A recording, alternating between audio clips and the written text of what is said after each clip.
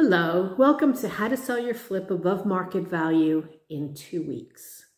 Yes, I know it sounds kind of odd, but I can guarantee you that it can be done. And not only can it be done, but it can be done with a system that's very easy, that will keep you on track, that will keep you on budget, and that will keep your contractors motivated and keep them showing up for the job. That being said, let's talk first about something that's really important, how to choose your flip, how to choose your project. So there are 10 things that we sort of recommend that a successful project, one that will sell within 2 weeks and above market value, will adhere to. It will adhere to all 10 of these items. That is one, to buy neighborhoods where people want to send their kids to school. We know that location is everything. School districts are everything. So make sure that your school district is a prime selling point. The second thing is buy a typical family house, like 2 baths, 3 bedrooms. And since 33% of all homes are sold within the first 30 days, find out what range these houses fall into. So if it's between $200,000 and $300,000, then make sure that your retail selling point is going to be within this price range. Ask yourself also, who is your buyer? 80% of buyers are first-time homeowners, so look for houses with a backyard. You need to know what people are looking for. So you might want to consult with local residents, ask neighbors, ask them why they chose that neighborhood. Why is it that they were attracted to that particular point? Have also your house look better than 80% of all other houses for sale. This is super important because obviously you're going to be on the market with other houses and people are going to be going from one to the next to the next. And so yours really has to stand out. It has to be at least within 80% of the top. Make sure that you remodel both your kitchens and baths, all of the baths, not just one, not just two, all of them. Because these are what sell houses, the bathrooms and the kitchens. And remember also that most owner-occupied houses won't have both bathrooms and kitchens remodeled because people usually can't afford to do all of it. Or they don't want to go through the construction, or it really is a pain in the neck to have your total kitchen renovated. Make your houses look like new.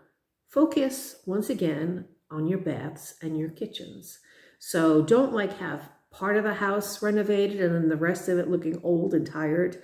You have to make the whole house spanking, sparkling new. Keep the style of the house to the taste of 80% of your buyers. Don't get too creative with colors. Stick to neutrals. You can pop colors with things like accessories, cushions, whatever, things like that, curtains, stuff along those lines. But keep to neutrals as far as, your wall colors, etc. List your house on the MLS. I know a lot of people just want to sell by themselves. And believe me, I've sold houses by myself without a realtor. And yeah, it's nice to have that money in your pocket. You don't have to pay out the commission. But that's how you're going to get the most people to look at your house. And since 80% of the activity is going to happen within the first 2 weeks, you really do want to get that splash that you get when you first enter the MLS. Pay attention to details. Make sure all your grout lines are clean, your gaps are caulked. Insist on quality workmanship from all of your contractors and go over the work with a fine-tooth comb. The white glove effect, yes, it really does make a difference. And lastly, stage your house. Stage it with towels, with artwork, with accent furniture, strategically placed. You don't always have to put a bed in the bedroom. A lot of times a bed in the bedroom is kind of obvious. The bedroom, you know what it's for. You know what you're going to put in there. But if you have, for example, a small bedroom, then you might want to stage it with a desk to make it into an office rather than a bedroom. Let the people do what they want afterwards. But for the staging, it is more appealing. And make sure that you leave your staging in place until after the home inspection and after the final walkthrough if you can.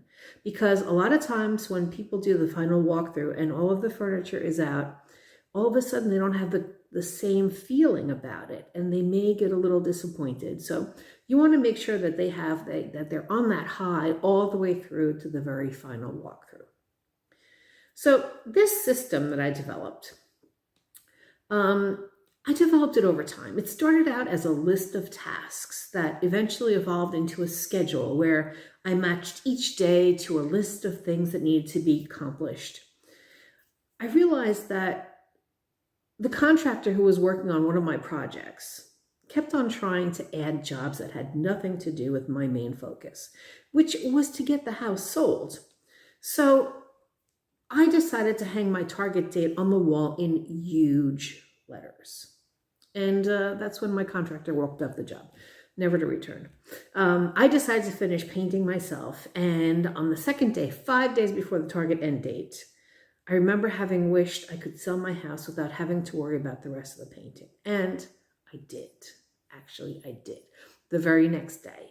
And so I realized that by making things clear, not only in your mind, but in everybody else's mind, that they cannot skirt around it, and that date, whatever your final target date is, will actually be achieved. So that's the start. Join me for the next video.